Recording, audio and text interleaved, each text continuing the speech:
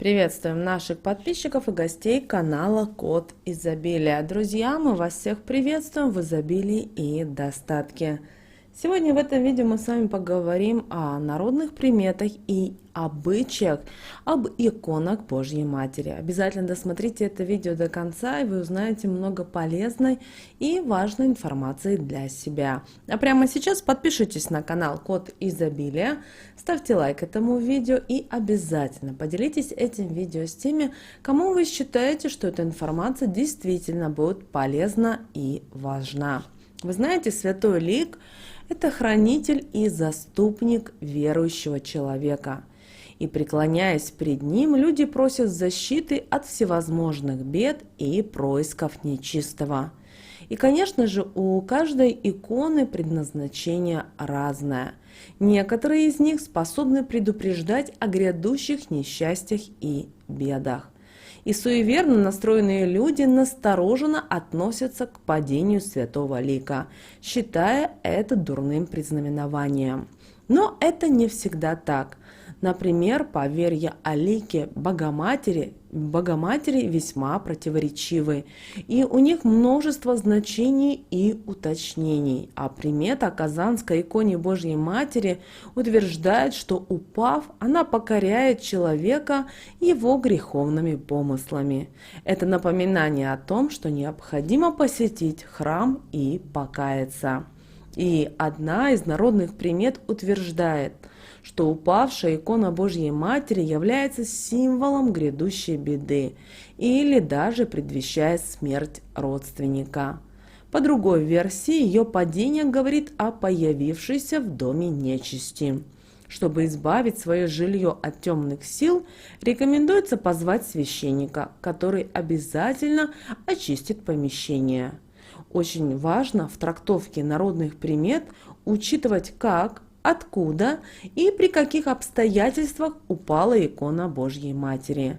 Если это произошло перед дальней дорогой, то поездку следует отложить. В этом случае падение иконы символизирует вмешательство нечистых сил, которые стремятся навредить и нарушить планы. В момент семейной ссоры это напоминает, что семья самая ценная в жизни человека, поэтому очень важно хранить согласие в ней. А навзничь упавший лик Божьей Матери говорит о душевном падении хозяев, недобрых помыслах и поступках. Необходимо обратиться к Богу с молитвой и исповедаться, чтобы искупить свой грех.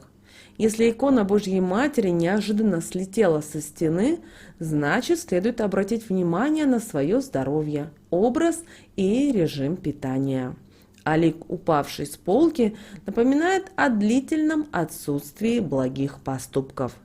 И зная значение народных примет, нельзя считать их универсальными. Почему? Потому что каждый случай все-таки индивидуален, и учитывать необходимо множество разных факторов – набожность, чистоту помыслов и поступков. Поэтому прежде чем делать окончательные выводы, следует проанализировать и переосмыслить все совершенное ранее. Знайте, что икона Казанской Божьей Матери – это святой защитник как детей, так и семьи. И все, что происходит с ликом, отражает происходящее или грядущие события с близкими людьми. Падение иконы Казанской Божьей Матери следует рассматривать как подсказку свыше. Было даже замечено, что образок Казанской Богоматери падает только в период важных, судьбоносных для человека событий. Это происшествие нельзя оставлять без внимания, так как оно поможет принять решение.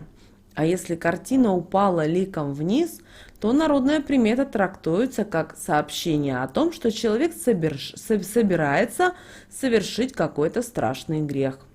А вот разбившийся образ Казанской Божьей Матери – это выражение укора, зла, ослабления веры или действия, связанные с почитанием беса и дьявола. Это богоухульство, это сомнение в милости Божьей.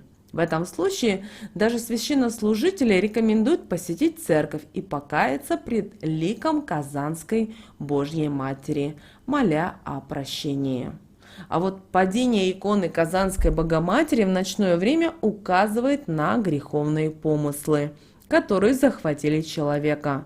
И только отказавшись от них, можно избежать череды несчастий, которые последуют как наказание за грех.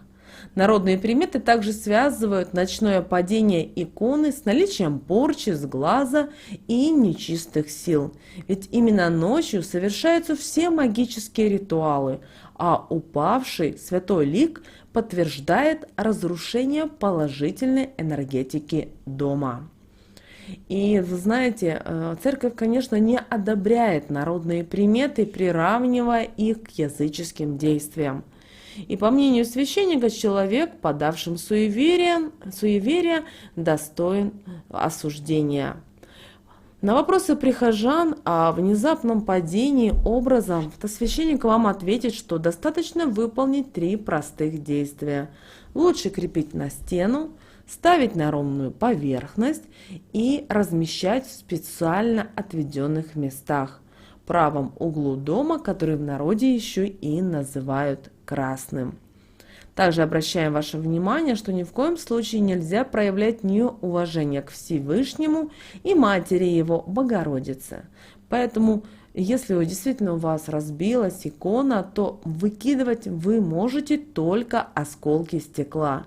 Святой лик и его обрамление следует обернуть чистой материей и отнести в храм. Батюшка вам обязательно подскажет, что делать с иконой, и вновь осветит ее.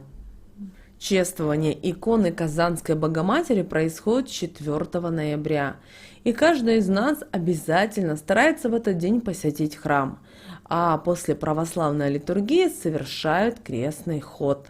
В этот день женщины принимают поздравления и чествуют друг друга, ведь Казанская Божья Матерь их покровительница. Преклоняя колени пред иконой, многие просят здоровья как для себя, так и для детей, а также благословения на семейную жизнь. А вот бездетные и бесплодные молят о возможности зачать ребенка.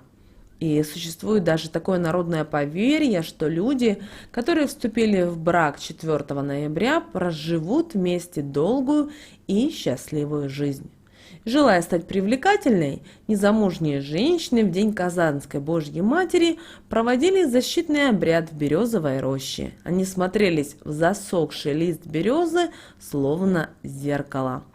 И проведя этот ритуал, девушки крестились перед иконой Казанской Богоматери и шли домой. Посещение церкви после этого не предусматривалось. Несмотря на греховность действий, женщины, не имеющие семьи, продолжали проводить такие обряды.